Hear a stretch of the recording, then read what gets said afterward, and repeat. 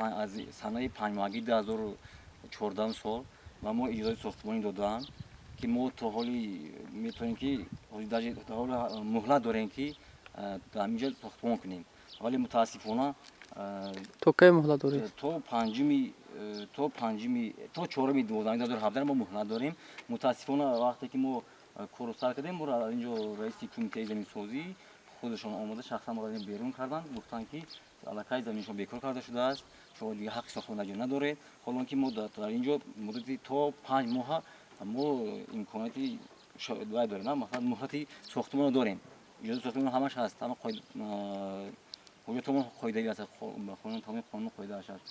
تو همین شرایط مثال ما را یک بار آگاه هم نکردن که مثال ما میتونیم میگیریم ما آگاه هم وقت دادگی نیست اون آگاه هم کدگی نیست حتی خیلی شخصا من در موجود مهنتی بودم انا دام به شما هم معلوم است که توی 2-3 سال امی وضعیت اقتصادی خیلی تنگ بود کریزیس مالی بود کریزیس اقتصادی بود در هرچند در روسیه هم در تاجیکستان ما هم در حجم امی کریزیس مالی اقتصادی بود ما زورمون نرسید مشکلی ما نبود برای ما همین یا بار نپرسیدن که شما در کجا هستی چه حال داره هستی مثلا همین میسازی نمیسازی مثلا ما یا بار نپرسیدن سنگ شغال ما ریختگی تیار بود ما آماده بودیم که ما از مهاجرت آمدگی بودیم آماده بودیم که خونه را بسازیم بنیاد کنیم اینجا زمین در علاقه در دیگه کس فروختیان یا اینکه هدیه کردن من نمیدونم ما آدم که مرد یعنی من توی لایحه سرتیفیکات قرار همش قاعده دارم انا این مرد علاقه قرار چیزی ما مثلا مهلت بود چیزی نیست این مرد علاقه لایحه و سرتیفیکات که حجت داده حجت گذاری کرده این شخص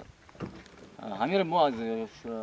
حکومت جمهوری شخصا خواهش میکنیم که همین با ما برگردوندن حالا که ما 5 ماه مهلت داریم در همینجا میتونیم بغیر از شخصا بغیر از من در اینجا بسیاری ها همین گونه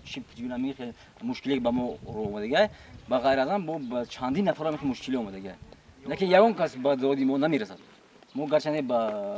حکومت ناحیه مراجعت کردیم با سود مراجعت کردیم با پروکراتور مراجعت کردیم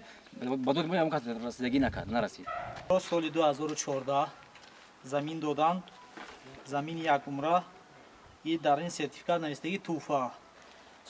سوراخ این تا 2017 ششم دکبر 2017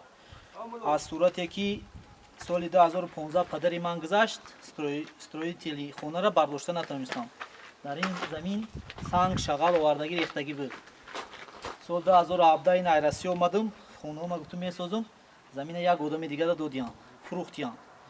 این مرد فوندامنت ریخته این آدم سرتیفیکات نداره قرار نداره یگم دکمه نداره در همین زمین به اجازت نامه فوندامنت ریخته ما سرتیفیکات داشتم قراری اجازت نامه فوندامنت ریختن نداشتم من نریخته بودم ما اومدم پروکراتور ناحیه فیض آباد نه آدمی که در همینجا قرار شه بیقرار کردیان آگاهنامه قلبکی کردگی یگم تایوای پاپیس نداره میگه که ما خونه همین رفتیم آگاه کردیم در خونه همین یک آدمی اگر همین آدم نبود نه 8 آدمی همین آگاهنامه باید که پاپیس میکرد برای چی در همین آگاهنامه پاپیس کردگی نیست در خونه ما 4-5 کیلو نیولی زن گوده که ما خونه اکنده هر روز جنجال چو زمین ما توفگی در چیز نوشتگی در کدام مملکت همین چیه که توفه را گرفته آدمی دیگه دمیتیان ما در این جا اومدم ایرسی اومدم 3 مهجده کار مونده اینی ماده کومده زمین سوخته ما در اینجا سنگای ما را استفاده برده شغال گرفته استفاده برده قم استفاده برده این ماده اینا یگم چی نیست همه چه بیتون ریخته چیزایی که ما آوردگی ماشین تیج ریخته بودم پدرم گذشت ما کردن نتونستیم ما اینمی سال 2008 عریضه دادیم برای زمین همین کشمکشی ها قطعی ما یک زمینی نمی پره عدیره گرفته دادنمونه 2014 ده سرتیفیکات کردنمون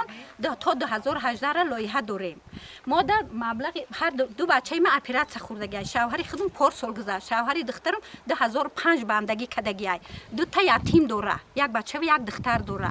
دولت ما را یگام چیوردم نکرد ما دولت التماس کردیم همین یک زمین دادنمونه این همین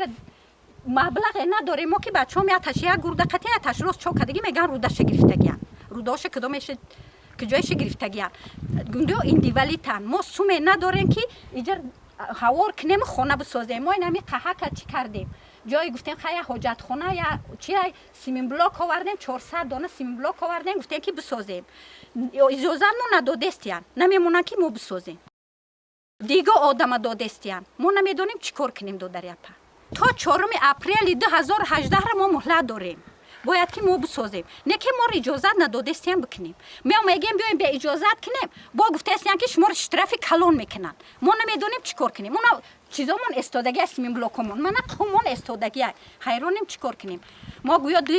یا کودک اندیوالی دارم خودم نه خودم شوهر دارم نه فرزند مثال همین خیلی موندگی ما همین حکومت فیض آباد خواهش داریم که رئیس حکومت فیض آباد خواهش داریم که همین چاره بینن همین زمین ما رو برگردونده بتیمون نتیمون ما ای جنوبی اول به جنوبی اولی میریم مثال به دخترش میریم ما خواهش میکنیم که همین زمین ما گردونده داده شوی ما مثال چیزی بینیم اما یتیمای ما به سرپناه نمونه